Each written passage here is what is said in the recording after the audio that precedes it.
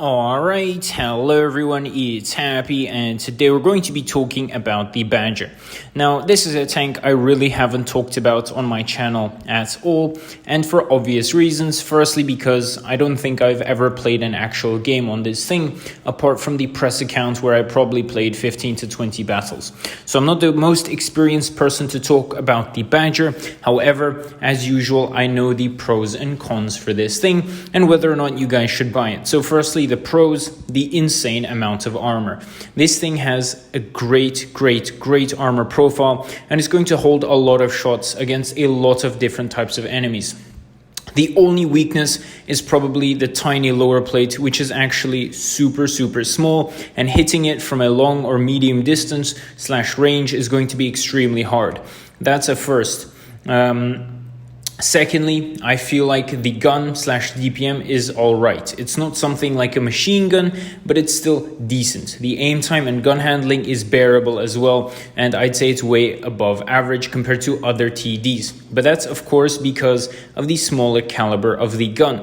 The gun caliber is not that big, and therefore you're not going to be doing huge damage. So this is where the biggest disadvantage of the Badger comes in. That mainly being the very poor mobility, the very weak side profile armor, and of course the gun in general, at least in my opinion, is going to be a big disadvantage. When you have tanks like the Jagdpanzer E100 and a lot of TDs nowadays doing 700 damage per shot, I feel like, this little pew-pew action, same with the Object 263, is quite weak for a TD. The Object 263, on the other hand, has very good armor. On top of that, it has mobility. This thing doesn't have mobility at all. So if someone comes around your side, you're pretty much screwed.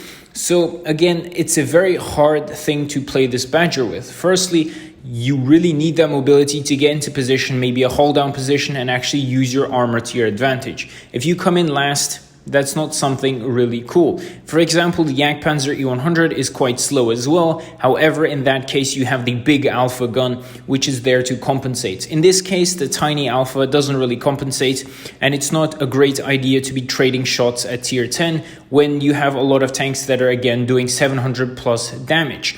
It's just not ideal.